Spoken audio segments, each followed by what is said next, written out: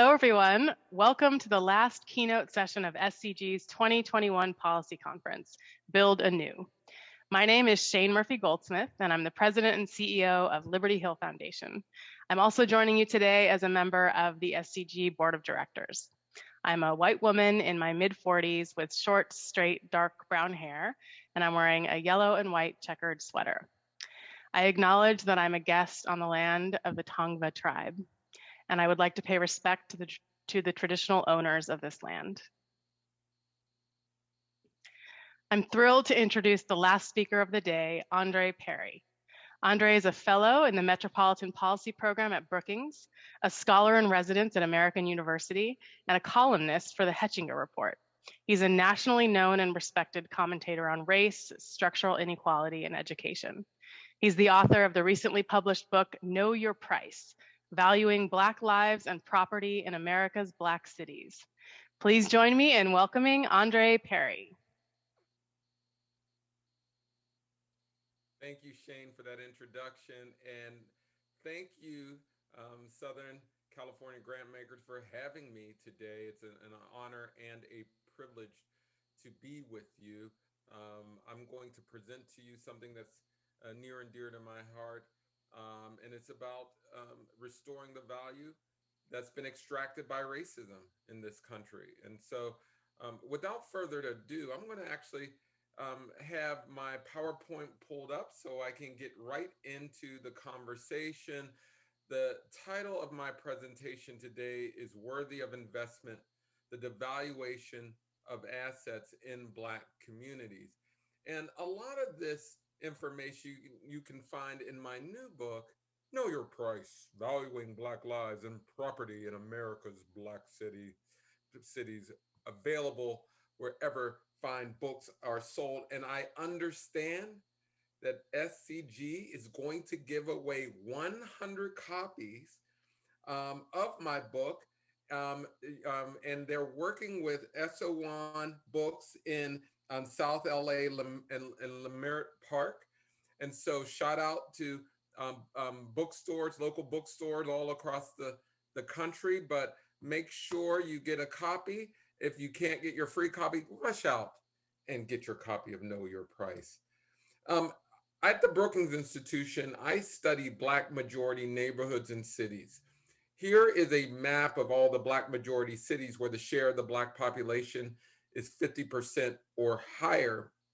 There are obviously too many majority Black neighborhoods to put on a map, but you can see there's a lot of Black majority cities. But for this conversation, I'm going to start with my home and neighborhood where I grew up in. What you see on the screen is 1320 Hill Avenue, Wilkinsburg, Pennsylvania. Wilkinsburg is a small Black majority neighborhood surrounded by Pittsburgh on three sides. And you can see here that the house is abandoned. If you can see closely that the doors are boarded up, the roof is bowing. You can actually own this home if you want it by agreeing to pay taxes on it to the borough of Wilkinsburg. But the home is worth so much more to me. The reason being is that woman in the upper right-hand corner, her name is Elsie Boyd. I call her Mom. Mom made a deal. This is the story that was told to me. Mom made a deal with my maternal grandmother that she would take me in to take care of me, mainly because my mother was poor. She was probably abused. She already had a son when she was 15. She had me when she was 17. And so Mom did what a lot of Black women did at the time when there was an economic shock to the country, similar to what there is now. She took in kids. Instead of a pandemic, it was U.S. Steel leaving town that created a lot of unemployment, particularly among men in the community. And so she took in kids. As you can see, she raised a lot of children from around the local neighborhoods. She reared between 12 and 15 kids for varying durations. Some would stay a few weeks, some would stay a few months. I would stay until I graduated from high school. The reason being is here, that's my father. His name's Floyd Criswell. He was a heroin addict for his young, brief life. He was in and out of prison. He was eventually murdered inside of Jackson State Penitentiary, right outside of Detroit, where he was born. Now, for my book, Know Your Price, I wanted to examine the conditions in which he and my mother were raised in. So I started looking at the built environment around them. And to save a history discussion, I won't go into the detail about all of these things, but I will briefly talk about some of the policy decisions that that influenced my life and my family's life. They both, mom and Floyd, lived in areas that were redlined, where the homeowners loan corporation said that essentially said that their neighborhoods were too hazardous to issue low interest loans and mortgage assistance. They lived in areas where there was urban renewal and highway construction that barreled through their neighborhoods. They also lived in areas there was significant predatory lending, and where particularly rent-to-own schemes all over the areas, and they couldn't leave these areas really because there were lots of restrictive racial housing covenants around them, precluding people from moving into those neighborhoods if you were Black, and just be mindful that it was legal to discriminate for most of our history in housing. Now, I wanted to bring that into today's context. And so I wanted to look at home prices in Black majority zip codes. So on this chart, you can see on that x-axis, that's the concentration or share of Black people in a neighborhood or zip code. On the y-axis, as indicated by the price on top of the bars, those are areas in which that's the average list price of homes in those areas. And you can see from that chart that homes in areas in which the share of the Black population is less than 1%, on average, are about $340,000. And as the share of the Black population increases, the price goes down, and it's pretty linear to where you have neighborhoods between that are above 50% Black or higher, though their average list price is about half as much. Now, people will say that's because of education, that's because of crime. But those are things you can control for in the study, and that's what we did. We looked at that absolute price difference, but then we controlled for structural characteristics. So we wanted to get an apples to apples comparison between homes of similar size, rooms, and so we wanted to get the same types of home control for that. But we also control for neighborhood amenities, so education, crime, walkability, all those fancy Zillow metrics. So we could get an apples to apples comparison between homes in Black neighborhoods and homes in white neighborhoods. And what we found pretty much astounds that homes in Black neighborhoods are underpriced by about $48,000, about 23%. Accumulatively, that's about $156 billion in lost equity. Again, equivalent homes, equivalent social circumstances. Now, this is occurring all over the country, wherever you see a magenta circle. And on this map, there is a series of circles. And on it, wherever you see a magenta circle, wherever there's a magenta circle, there that indicates devaluation of home price, so lower home prices. Wherever you see a green circle, that means there's homes in Black neighborhoods that are priced higher than their white counterparts. Just to give people a sense that homes in Los Angeles area are undervalued by about 17% at a whopping sum, as you can see that, and if you cannot, about 70,000 per home. And this is occurring all over the country. As you can see, Lynchburg, Virginia, 81% difference, 81% difference between homes in Lynchburg, Virginia, and if you helicoptered it in a home in a Black neighborhood and place it in a white neighborhood of similar circumstances, social conditions, it would increase in value by 81%. Rochester, New York, 65%. Jacksonville, Florida, 47. Now, there are places in which home prices in Black neighborhoods are higher. Boston, for instance, plus 23%. But I always say this, that Boston is no less racist than Los Angeles, but the home prices are different. But I'm going to just put this 156 billion in perspective so that people can get a sense of how much wealth is being extracted and the impacts of it. So what is 156 billion? 156 billion would have financed more than 4 million Black-owned businesses based on the average amount Black people use to start their firms. It would have covered or paid for more than 8 million four-year degrees based upon the average amount of a four-year diploma.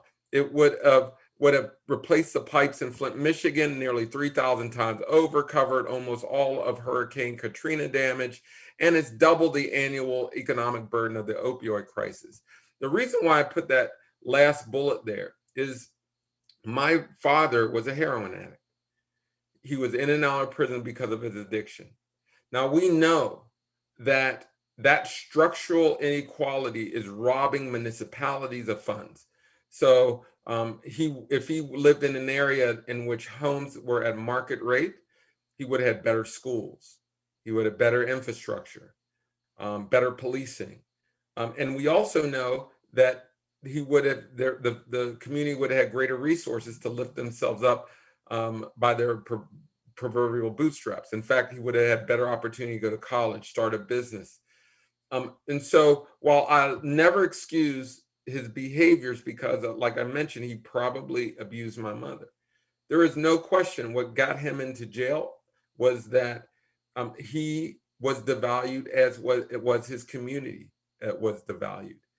And so that's why I say all the time that there's nothing wrong with Black people that ending racism can't solve. Whenever there's a problem in a community, we talk about individual behaviors as at fault. We say, oh, they weren't raised right, or it all starts at home, suggesting that parents did not do well by their children. But it does start at home. It starts with the extraction of wealth from homes that preclude people from having specific opportunities. Now, people really don't believe that racism exists, and that is a primary problem, not just racism, structural racism. I'm gonna here pictured here is Representative Al Green of Texas. A few years ago, I got to present to the Financial Services Committee on discrimination in housing prices. Now, in the hearing, he asked a very simple question. Do we believe that there's discrimination in home appraisals? Now, if you know anything about housing, then you know that it has a history of discrimination throughout. And so it was legal to discriminate. We know that many of the practices were created during an era of segregation.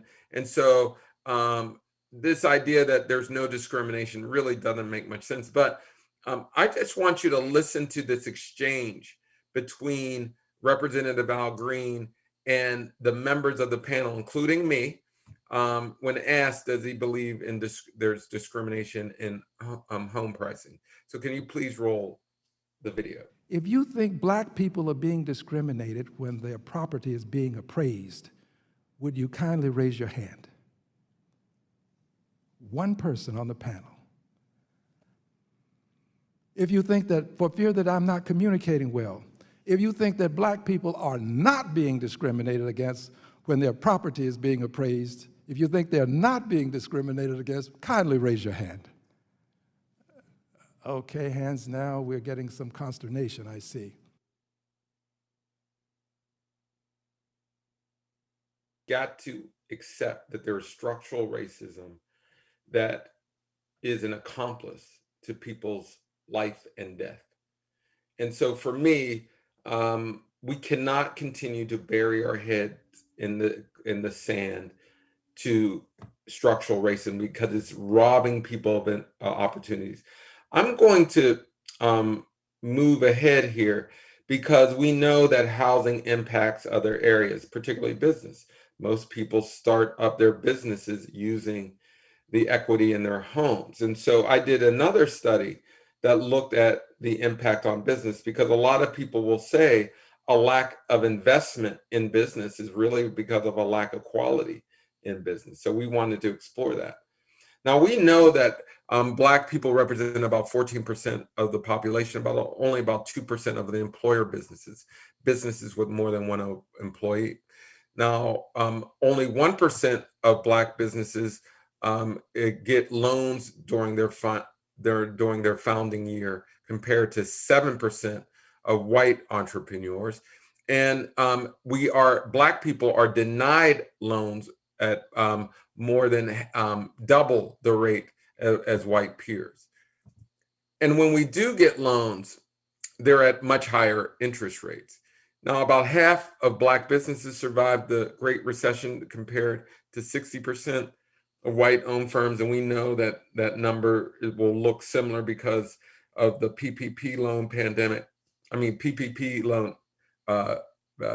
catastrophe in the pandemic as part of the CARES relief package, the initial run. It did not, or sole proprietorship did not qualify for those funds. So you see a lot of businesses having to close because by the time government caught up with what was going on, it was too late. But a lot of the reasons why people will say Black businesses don't get investment is because of quality. So we wanted to explore that issue.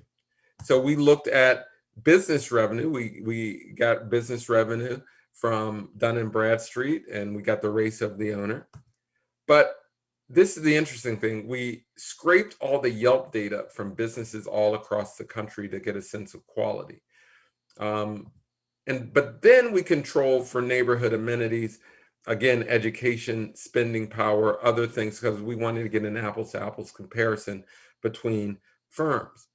And what we found, again, might surprise some, that Black, brown, and Asian-owned businesses actually score higher on Yelp than their white counterparts.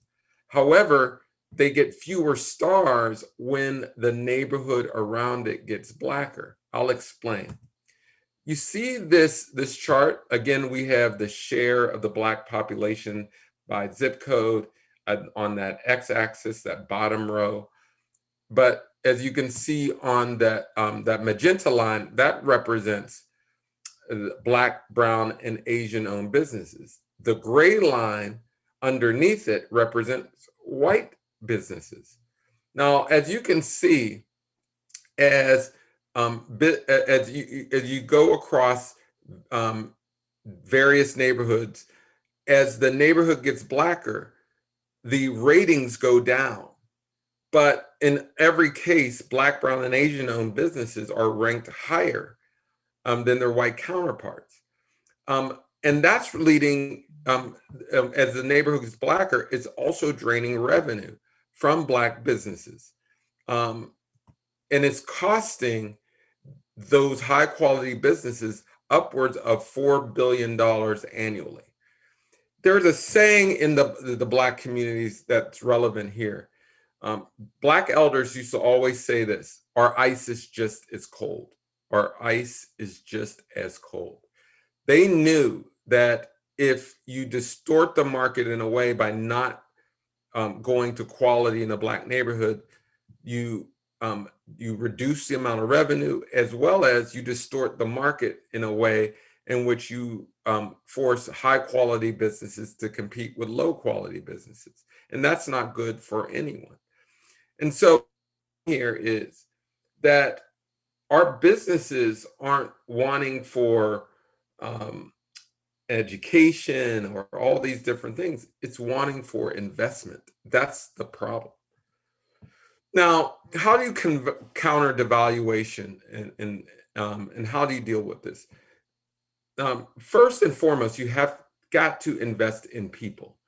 You got to direct capital towards Black, Brown, Asian home ownership in Black neighborhoods. And so we got to figure out ways to direct capital to those folks. In addition, we need to remove the bureaucratic barriers to entry into ownership, including home ownership. I don't know how many programs I've seen that have Black entrepreneurs going through some financial literacy program to obtain a grant. Our data show that Black, Brown, and Asian-owned firms are just as good. So Black, Brown, and Asian-owned business owners don't need an education any more than their white counterparts. And so we need to remove all bureaucratic barriers into entry. But we do need to invest in place. If you, because of devaluation, many communities have a lack of resources. And so we do need to invest in place, but we need to make targeted infrastructure investments in those areas. That's why I'm hopeful for this infrastructure plan. But we also need to partner with businesses to invest in firms to operate in Black neighborhoods.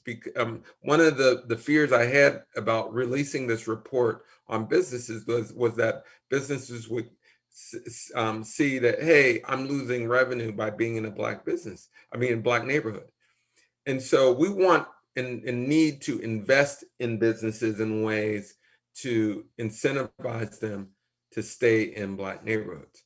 Now, we also need to divest from racism. And so there are lots of policies in home ownership. We know that the cost comparison model that appraisers use to value a home is inherently flawed, in that when you compare a home to another in a area that's been discriminated against, you just recycle the discrimination over and over again. So we've got to swap that out for one that it really looks at the housing as is, and look at its structure similar to what we did across metros to get its value. And these policies that we need to replace them with must be anti-racist in nature. Now, I'm going to move ahead here just to make a point that if we achieve a sense of equity, we can do so much more. There's this belief that if we invest in Black businesses or Black homes, we're taking away from someone else. That couldn't be further from the truth. Equity is stimulus. Equity is stimulus. Let me explain. This first chart, it goes back to what I said earlier. Black people are about 14% of the population, but only 2% of the employer businesses. If Black-owned firms were the equivalent of the Black population, we would add 800,000 more Black businesses. And you can see in this area, on this chart, you can see where Black firms are where the highest concentration or the greatest representation of businesses compared to the Black population. So that big pink magenta circle in the middle of the US map, that's St. Louis. It has the highest representation of businesses compared to the Black population.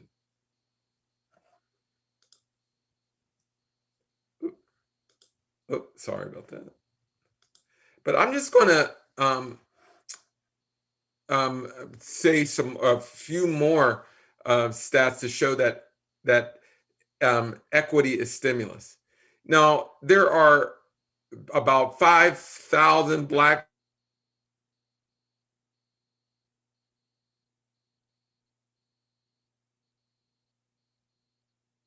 of the Black population, there would be 19,000 more businesses, 19,000.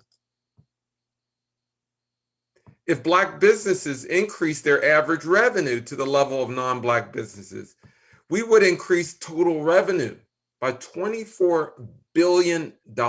Again, equity is stimulus. If the average employees per Black business increased to 18, which is the average of non-Black firms, we would add 56,000 more jobs in the economy. And if Black businesses paid as much as their non-Black businesses, then those employees would see an increase of pay of $475 billion or $1 million. And if Black businesses were the equivalent of the Black population and increased their employment to the levels of non-Black businesses, they would increase by 423,000 jobs, 423,000 jobs. Now, I'm in closing, I want to talk about an opportunity I have. I have this project that I'm working on called the Valuing Black Assets Initiative. And one component of it, one component of it is I'm partnering with the NAACP to do a series of metrics that look at the opportunities that are gained by investing in Black assets, not just homes and businesses, but infrastructure and other areas. But one of the things that we're doing that I'm very proud of, I've entered in a partnership with the Ashoka organization. We are actually going to give away $1 million worth of prize money to organizations and firms who can have solutions to devaluation. So if you have new zoning ordinances you want to propose, or new credit scoring systems, or new loan products, a new land grant opportunities, we want to hear them. We're going to vet them, and we're going to allow people from across the country to work together to solve these problems. And so folks will be paired with people from all over the country on refining their ideas. And by the fall, we will announce a few winners and give away $1 million. So I would love for all of you to participate in this in many ways that you can, but it represents an enormous opportunity to incentivize people who are proximate to the problem. And I failed to mention that. We want to make sure that these funds go to people who are proximate to the problem of housing devaluation. And again, you can find all of this information, well, not all, but a lot of this information in my new book, Know Your Price, which many of you will receive copies from. But you can always go to SO1 Books to get a copy yourself. And that will conclude the slide portion of my presentation, and I'm looking forward to questions right now. Thank you. Okay. Now I'm going to scroll through and look for questions. One of the questions that I saw, can you talk a little bit about reparations as a policy solution? Absolutely.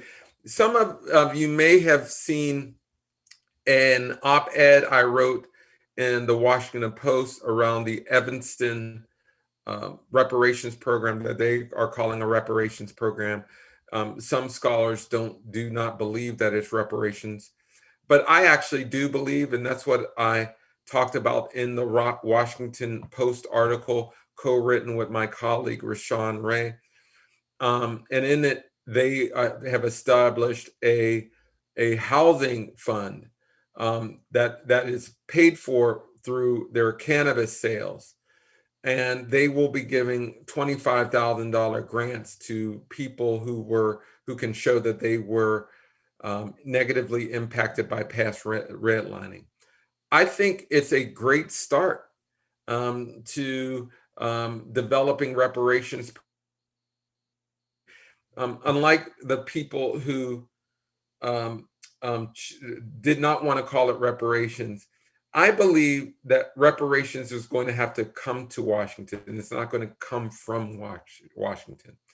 And so we need to figure out ways to create funds for folks who've been damaged by various aspects of racism, either through slavery, Jim Crow racism, through housing discrimination, criminal justice, biased criminal justice systems, and really create funds in ways that will enable, when it comes to a national reparations program, that we're seeing examples being played out on the ground.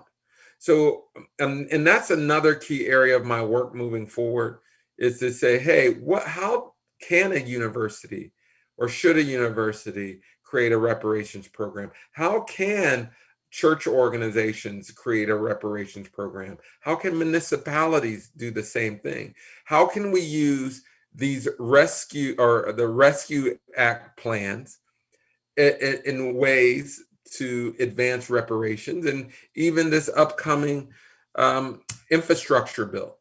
And so a lot of my work is helping municipalities create those plans. So hey, I'm certainly open to working with municipalities in California on this very issue. How can philanthropy support developing Black businesses and entrepreneurs? You know, I have a report that you saw a lot of the data from. It's entitled To Grow the Economy, Invest in Black Businesses. So you can Google that report, To Grow the Economy, Invest in Black Businesses. And what I say is, it's not just about investing in Black-owned firms. It's about investing in the firms that may accelerate growth in this country, or because there are a number of sole proprietorships.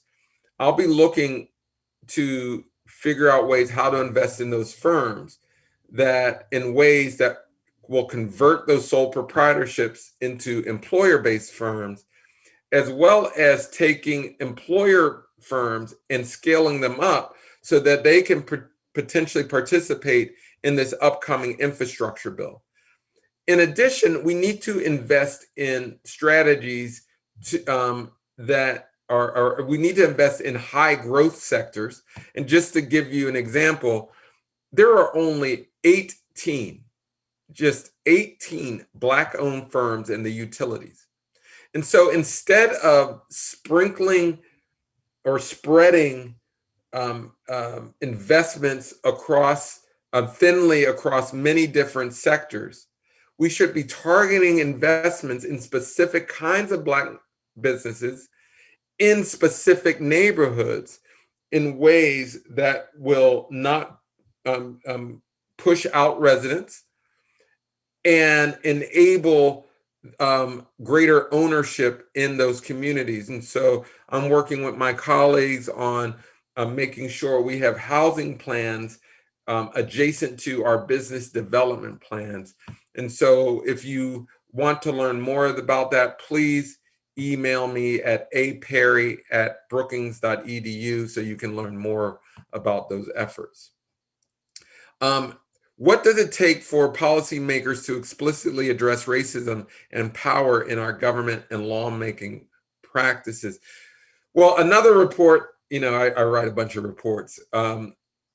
We talk about creating an equity scoring system in the government. We know that President Biden, in his executive order on equity, said or charged the OMB, the Office of Management and Budget, to study the impact of discrimination on various sectors of government, and that's important. But because of a report that Derek Hamilton and I wrote, well, not only because I can't take all the credit, but we wrote a report that talks about equity scoring.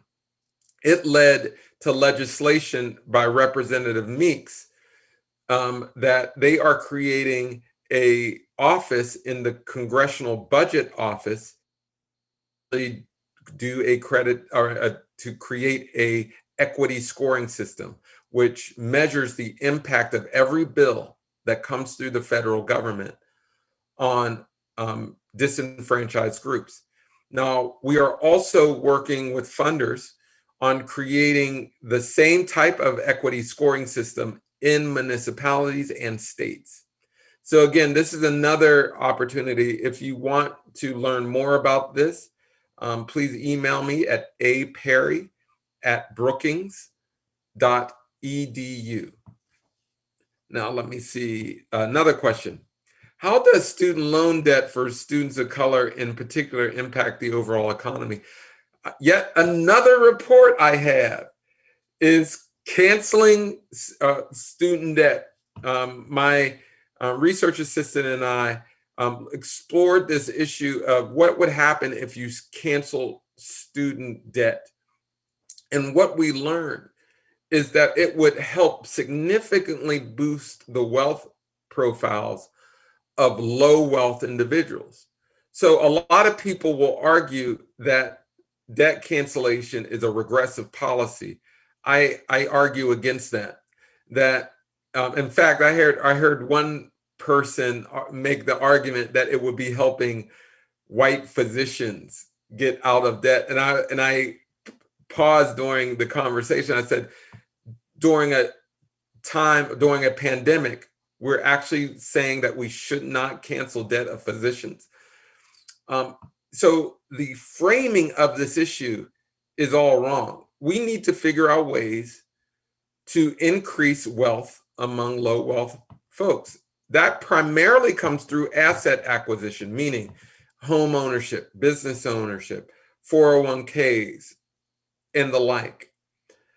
But a part of that also comes from that other side of the equation of wealth, and that's debt. The more we can cancel debt, the better. And so 50,000, which is proposed right now, well, there's three proposals, 10,000, 50,000, and canceling all student debt.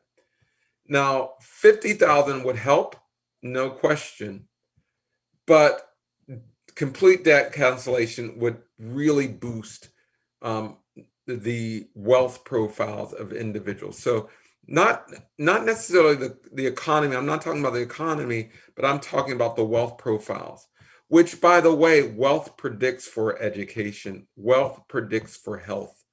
And so if we can improve people's wealth profiles, we improve the overall quality of life of individuals. Yes, to what extent can co-op model be used as a reparative economic strategy for Black businesses? Yeah, we're all in some parts of the country, as you know, particularly in California, where property taxes are out of reach, or property ownership in many cases is really out of reach without some kind of cooperative effort. And so I'm a big believer in converting former municipal buildings into incubators for Black, brown, and Asian American folks, so that they can develop their businesses without having to pay rent. And so we need to figure out ways to utilize public buildings in ways to incubate current businesses in a cooperative type of way. And so I'm a big believer in cooperatives, from everything from home ownership. Cooperatives are going to have to play a role when we're talking about this infrastructure bill. If most Black businesses are sole proprietorships, they're going to have to work with others in order to get contracts. And so we're going to have to work diligently in various cities and states to make sure we can link many related business owners together so that they can provide services at a scale that meets the demand. And so I'm certainly for that. In another question, in a previous session, we heard about the obstacles in the country in county contracting. Can you thoughts on how local governments can change their procurement practices as it relates to access and opportunity for BIPOC businesses? And yeah, that's another key point that unfortunately during COVID, the Department of Labor under the Trump administration actually removed affirmative action policies from it. And I said that that's the exactly wrong direction we should be going in. We should actually be raising requirements for minority business participation for counties and cities all across the country, raising the percentage required. Because when you see these trillions of dollars being poured into communities, eventually we got to force a way to make sure some of those resources get to Black, Brown, and Asian-owned firms, particularly Black firms. Now, I lived in Katrina in the aftermath of, I lived in New Orleans in the aftermath of Katrina.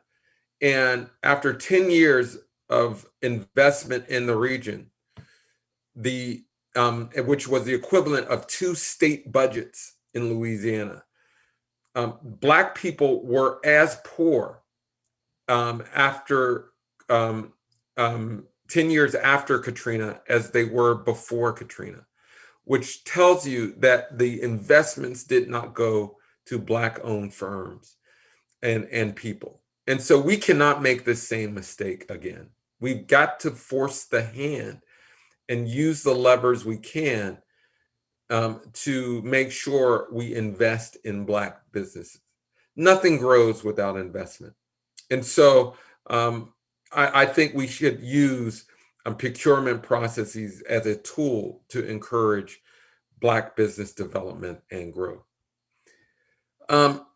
It's estimated to take it would take 200 years to close the wealth gap between Black and white families. What gives you hope in closing the racial wealth gap? Oh, but that's assuming that the policy rules stay the same. Remember during the New Deal, we were in another serious economic epidemic, and that was the Depression. And the New Deal provided resources to low wealth, poor individuals in ways that increased home ownership, built up communities, and transformed how wealth was distributed in this country for generations. The New Deal just excluded Black people from that plan in many cases. And so we know that we can change wealth profiles relatively quickly by changing policy, by changing tax code, by changing policies, but most importantly, by investing in Black people. And so if we change the policy paradigm, we can actually close wealth gaps a lot faster than just leaving all the policies alone and not making and having people essentially save for 200 years. But that's unlikely. And so we really do need a policy shift to close that gap. Do you have any tools for individuals to humanize the data? How can we as individuals move through the discomfort of naming and discussing these important issues? You know, one of the things that I do in all my presentations, I pair data with people, because it will take, and for some people, it will take a head case, or we need to make a head case for people to see that there's value in removing racism from our policies and practices. But I also highlight people in my in my research, because we have to make a human connection. That the story of my father is my story, is your story. You know, what's interesting, I always get questions from audience members. They'll say something like, how were you different than your father? And I say, I wasn't different from my father. Society has hurt many Black men. Some have fallen through the crack, but I'm no different from my father who went to jail. No different. And so we have got to understand it is policy must change, because policy robbed my father of opportunities to build wealth, to see me, to see his other children. And so that's what drives my work, is to uplift people, uplift their communities, and to restore the value that's been extracted by racism. Again, I really want all of you to follow up with me. You can email me at aperry@brookings.edu, because I want to be on this journey with you in California, Southern California. Now, I have just a few final thoughts for philanthropy. You know, one of the reasons why I wrote the book Know Your Price is based on my favorite play in the whole wide world, Two Trains Running, by August Wilson. And now in the play, the main character, Memphis, is about to have his property seized through eminent domain by the city of Pittsburgh. And the city offers Memphis $15,000, in which the owner says, no, I'm not selling my property for $15,000. I got my price. I know my price. I'm paraphrasing, but it's a refrain throughout the play. I got my price. I know my price. There's another character, Hambone, who makes a deal with a proprietor to, if he paints a fence, he'll get it a ham when he's done. Now he paints the fence, he never gets his ham. And throughout the play, he says, give me my ham, give me my ham, give me my ham. And we don't know if he had a mental illness before he paints the fence, but eventually he goes mad and dies. Now, there's actually a happy ending. I know a lot of people are going, wow, that's pretty sad. But the happy ending is that the main character, Memphis, gets $35,000, well above his asking price. Now, the moral of the story is, you got to know that Black people have worth and value. What my book does is give people the price to stand on. You know, so for me, what I encourage philanthropy to do is help people understand the price they can stand on. To enable to share the message that there's nothing wrong with Black people, that ending racism can't solve. That we've got to invest in giving, in empowering people so that they can participate in their own recovery. So, and that sometimes comes by demanding it. Most times it comes from demanding it. So, again, I want to just thank all of you for listening to me, and but it was my pleasure to present to you. And so thank you very much. And I look forward to continuing this conversation online or later on email. Thank you very much. What a powerful keynote session and overall policy conference. Thank you, Andre Perry, and speakers from the past few days for sharing your wisdom with us. From a path toward economic recovery, to an equitable vaccine distribution, to the implementation of Measure J, to redistricting and the digital divide, we've been on a journey to radically reimagine our future, a future that's inclusive, transformative, and just. At Liberty Hill Foundation, we believe those closest to the pain should be closest to the power. Our agenda for a just future equips community organizers in communities facing systemic oppression with the funding, training, and other resources they need so that together we can end youth incarceration as we know it, fight for a roof over every head, and end neighborhood oil drilling. I am so proud to sponsor this conference and to serve on the board of directors of SCG, where we're working to build a diverse community of changemakers and mobilize philanthropy to learn and take bold actions.